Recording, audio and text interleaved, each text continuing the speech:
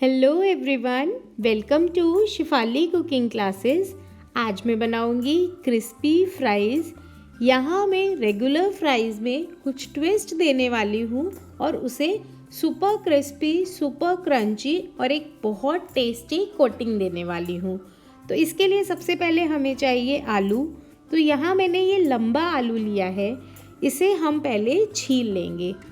तो आलू को पहले आप छील लीजिए। फ्राइज़ बनाने के लिए रसेट आलू सबसे अच्छा आलू होता है, क्योंकि उसमें स्टार्च की क्वांटिटी ज़्यादा होती है और मॉइस्चर कम होता है। तो हमें आलू इस तरह का लेना है जिसमें मॉइस्चर कम से कम हो। अब हम इसको टॉप से और बॉटम से कट कर लेंगे। तो इस तरह से पहले मैंने इसे कट किया है दोनों साइड से, और अब मैं इसे लंबा लंबा कट कर रही हूँ।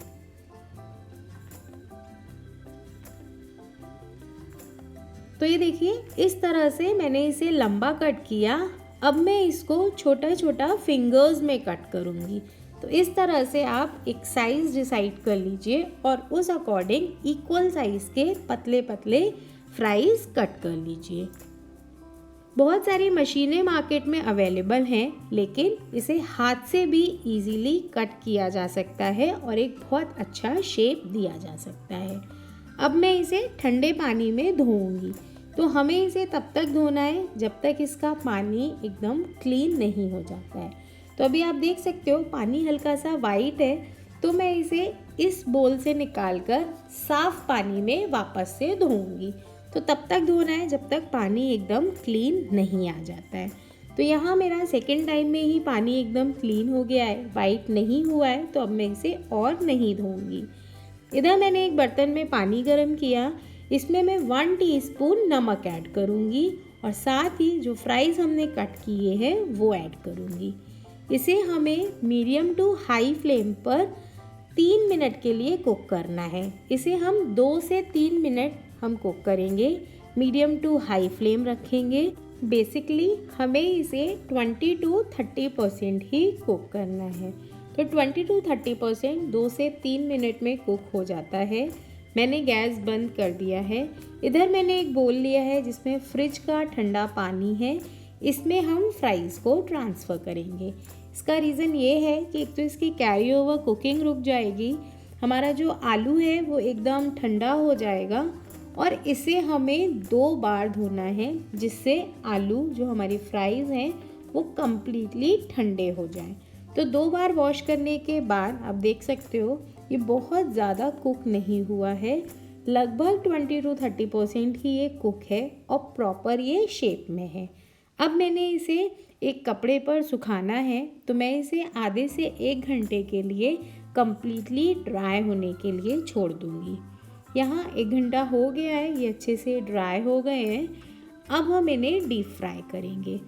तो मैंने यहाँ मीडियम टू हाई फ्लेम पर तेल गरम किया है और इसमें मैं इसे फ्राई करूँगी। तब तक फ्राई करूँगी जब तक इसमें हल्का सा गोल्डन कलर नहीं आ जाता।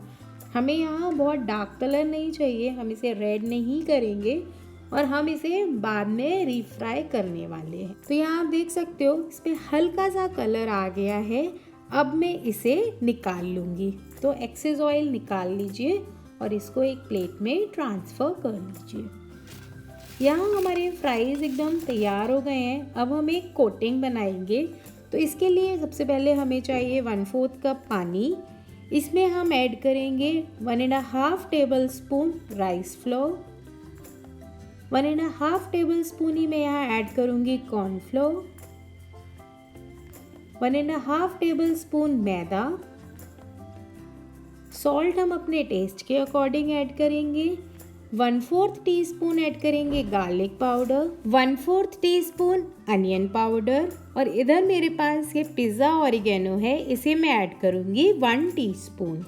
1/2 teaspoon chaat masala, 1 teaspoon chilli flakes, और ये मेरे पास है पीरी पीरी मसाला जिसे मैं ऐड करूँगी 1/2 टीस्पून। सभी चीज़ों को अच्छे से मिक्स कर लीजिए और इसका एक थिक बैटर बना लीजिए, जिससे जब हम इसमें फ्राइज़ को डिप करेंगे तो बैटर अच्छे से उस पर कोट हो जाएगा। अब हमें चाहिए ड्राई ब्रेड क्रम्स। तो यहाँ मैंने ब्रेड को अच्छे से रोस्ट कर लिया था उसके बाद उसे मिक्सर में ग्राइंड कर लिया है। ये हमारे पास है फ्राइज़ जिसे हमने ऑलरेडी तल लिया है। अब हम फ्राइज़ को बैटर में डिप करेंगे और ब्रेड क्रम्ब में कोट करेंगे। तो ये देखिए, इस तरह से आपको एक बार उसे डिप करना है बैटर में और फिर उसके बाद ब्रेड क्रम्ब में कोट करना है। इसे आप करके रख लीजिए, जब भी आपको खाना है तब बस आप इसको निकालिए और डीप फ्राई कर लीजिए। डीप फ्रीज़र में आप इसे 7 to 10 डेज़ के लिए स्टोर कर सकते हो और फ्रिज में आप इसे 1 से 2 दिन तक स्टोर कर सकते हो। तो जब भी आपको खाना है फ्रिज से निकालिए, डीप फ्राई करिए और सर्व कर सकते हो। यहाँ पर आप अपने अकॉर्डिंग कोई भी मसाले ऐड कर सकते हो। आपके पास अगर चिली फ्लेक्स नहीं है, ऑरिगेनो नहीं है या पेरी पेरी नहीं है तो आप इसे थोड़ा सा onion powder, garlic powder add करिए। नमक काली मिर्च के साथ भी बना सकते हो। अनियन पाउडर, गार्लिक पाउडर नहीं है तो आप बारीक गार्लिक को चॉप करिए, बारीक लहसुन चॉप करिए, वो ऐड करके भी आप इसे बना सकते हो। तो यहाँ पर मैंने सभी फ्राइज़ को ब्रेड क्रम्ब से कोट कर लिया है, इसे रख लिया है। अब मैं इसे थोड़ी देर फ्रिज में रखूँगी ताकि ये थोड़ा अच्छे से सेट हो जाएगा और उसके बाद मैं इसे डीप फ्राई करूँगी। तो यहाँ पे मेरा ऑयल गरम है, मैं इसे मीडियम टू हाई फ्लेम पर डीप फ्राई करूँगी। ऑलरेडी इसमें फ्राइज़ कुक हैं तो बहुत ज़्यादा टाइम नहीं लगेगा इसको फ्राई होने में। जो हमारी आउटर लेयर है हमें सिर्फ उसको क्रिस्पी करना है और उसको फ्राई करना है। तो इसे फ्राई करने में 2 से 3 मिनट लगेंगे। आप देख सकते हो इसमें अच्छा गोल्डन रेड कलर आ गया है, एकदम क्रिस्पी हो गए हैं ये। अब मैं सारा एक्सेस ऑयल निकाल दूंगी और इसे एक प्लेट पे ट्रांसफ़र कर लूँगी। तो ये देखिए कितने क्रिस्पी बने हैं हमारे फ्राइज़, एकदम ही क्रंची है, एकदम क्रिस्पी है। इसे आप मेयोनीज के साथ, केचप के साथ और ग्रीन चटनी के साथ सर्व कर सकते हो। इसके ऊपर मैं थोड़ा सा चाट मसाला स्प्रिंकल करूँगी जो इसके टेस्ट को और ज़्यादा इन्हांस कर देगा। तो इस तरह से मैंने क्रिस्पी फ्राइज़ बनाए हैं। मसाले आपके अकॉर्डिंग कम ज़्यादा कर लीजिए और इसे ज़रूर ट्राई कीजिए। सर्दियों के मौसम में ये गरम गरम फ्राइज़ बहुत टेस्टी लगते हैं, जिसे आप ज़रूर ट्राई कीजिए। वीडियो पसंद आए तो वीडियो को लाइक कीजिए, चैनल को सब्सक्राइब कीजिए। See you in the next recipe. Bye.